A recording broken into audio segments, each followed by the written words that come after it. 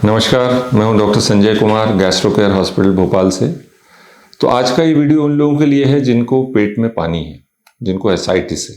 तो आज ये डिस्कस करना चाहता हूं कि अगर आपको पेट में पानी है और आप इलाज भी करवा रहे हैं, तो ऐसी वो कौन सी स्थिति है जब आपको सतर्क हो जाना चाहिए। What are the red flags कि आपको अब एसाइटिस के चलते ऐसा कुछ हो रहा है कि आपको तुरंत डॉक्टर के पास जाना चाहिए। तो देयर आर 8 पॉइंट्स, 8 ऐसे कारण हैं कि आपको सतर्क हो जाना चाहिए। पहला, पेट में पानी लिवर के पेशेंट में अक्सर होता है, लेकिन अगर आपको पेट में दर्द होने लगा, ये जो पानी होता है ये पेनलेस होता है, तो पेनलेस पानी में उतनी दिक्कत नहीं है, आप दवाओं पे हैं, कंट्रोल होता रहेगा।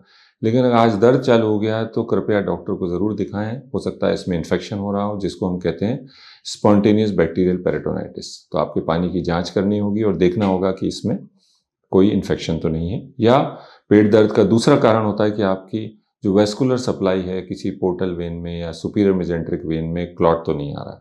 तो लिवर के पेशेंट में ये भी बहुत महत्वपूर्ण होता है। तो पहला कारण हो गया दर्द। दूसरा रेड फ्लैग जो होता है वो है कि बुखार। तो अगर पेट के पानी के पेशेंट में हल्का बुखार चला आ रहा है या इवन ठंड दे के बुखार आ रहा है, तो सतर्क हो जाएं, इसको चेक ज़रूर कराएं। तो फिर तुरंत डॉक्टर को मिलें, अगेन पेट के पानी की जांच होगी और तय होगा कि आपको SBP यानी स्पॉन्टेनियस बैक्टीरियल पेरिटोनाइटिस तो नहीं हो रहा है। तीसरा ये कि आपकी नाभि अगर फूलने लगी है, थर्ड रेड फ्लैग बहुत ही इंपॉर्टेंट, कि आपकी नाभि फूल कर बाहर एक अंडाकार रूप में बाहर आ रही है और आपको ऐसा लगता है कि इसको दबाने से पानी अंदर जाता है फिर बाहर आ जाता है और इसके ऊपर कुछ लालिमा आ रही है, इसका कलर चेंज हो रहा है। तो ये हो सकता है कि आपको अम्बिलिकल हर्निया या पैरा अम्बिलिकल हर्निया हो रहा है, क्योंकि पेट के अंदर दबाव है, पानी ज़्यादा है और वो इस स्ट्रक्चर को, नाभि को दबाकर ऊपर की ओर हर्निया के रूप में बाहर भेज रहा है। तो अगर ऐसा हो रहा है तो आप सतर्क हो जाएं, क्योंकि आगे जाकर कभी हर्निया में ब्लॉकेड हो सकता है, इन्फेक्शन हो सकता है और ये इन्फेक्शन पूरे शरीर में फैल सकता है। चौथा, अगर आपको एसाइटिस है और आप ट्रीटमेंट पे भी हैं लेकिन आपका यूरिन आना कम हो गया है, तो अपने यूरिन आउटपुट पे हमेशा नज़र रखें।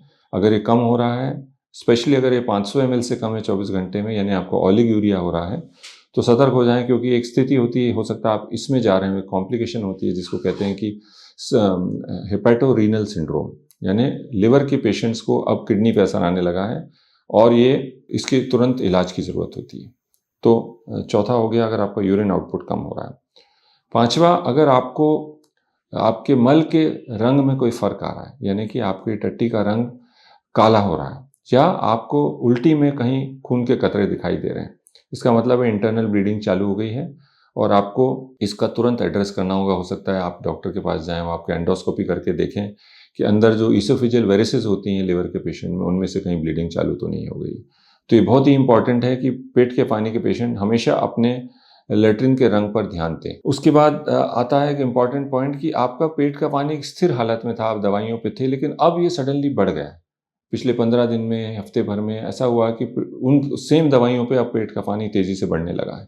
तो यहाँ बिल्कुल सतर्क हो जाएं और डॉक्टर से मिलें, क्योंकि एकदम से पेट के पानी बढ़ने के 2 कारण महत्वपूर्ण जो हो सकते हैं, वो ये कि आपकी किडनी पे असर आ गया है और यूरिन उतना अच्छा नहीं हो रहा, पेट में पानी भरता जाएगा। और दूसरा ये कि लिवर के पेशेंट में हमेशा एक रिस्क रहता है कि लिवर कैंसर भी हो सकता है।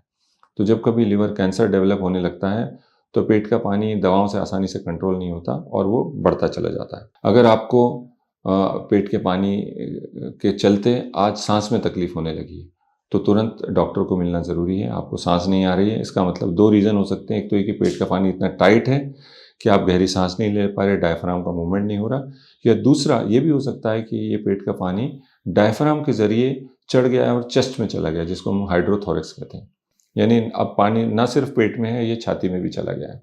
आखिरी ये कहना चाहूँगा कि अगर आपको, ये शायद आपके लिए नहीं है, आपके परिवार वालों को ध्यान रखना होगा कि आपके व्यवहार में अगर कोई परिवर्तन आने लगे या आपको खुद महसूस होने लगे कि आप ज़्यादा भूल रहे हैं या ज़्यादा सो रहे हैं, तो हो सकता है ये लक्षण हो जिसमें कि आपको हेपेटिक कोमा, जिसको कहते हैं प्री कोमा, यानी आप लिवर की बीमारी के कारण बेहोशी की तरफ जा रहे हैं।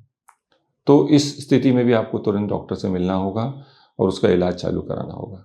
तो ये 8 मैं कहूँगा कि रेड फ्लैग्स हैं जिन पे एक एसाइटिस के पेशेंट को हमेशा ध्यान रखना चाहिए कि कब इनमें से कोई भी चीज़ हो और तुरंत डॉक्टर को मिलें, क्योंकि ऐसा करके आप उस कॉम्प्लिकेशन का तुरंत ट्रीटमेंट चालू करवा सकते हैं और आगे आने वाली विपदा से बच सकते हैं। तो ये जानकारी आपको पसंद आई हो तो हमारे चैनल को लाइक और सब्सक्राइब करें। नमस्कार।